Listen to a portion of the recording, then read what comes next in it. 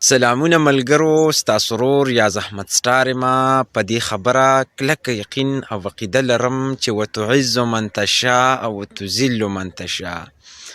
عزت ورکوونکی او ذلت ورکوونکی ذات صرف او صرف یو الله دی، او دا هم د خدای مهرباني ده چې هغه کافرانو او مسلمانانو، غدارو، منافقینو او دغسې د ملک سره مخلصو خلکو له یو شانتي رزق او یو شانتي نعمتونه ورکوي.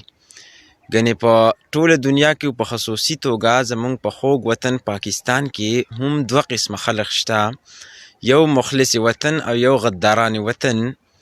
خو زه تاسو ته دا په ډاګه کوم، بیا به تاسو نه پوهېږئ، خو د دې جواب زه در کوم چې مخلص څوک دي او غدار او منافقین څوک دي.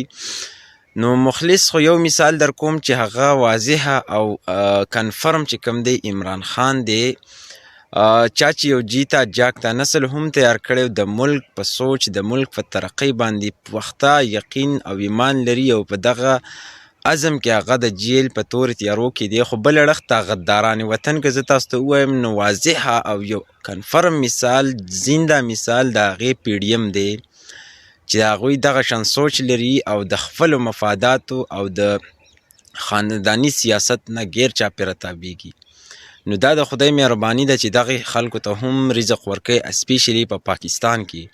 ورنه که چېرته کې د انسان په اختیار کې وی که نه، نو رب کعبه قسم چې دغې شان کسانو ته د پاکستان آب و هوا ورکول هم د ډېر زیات مشکله خبره وه.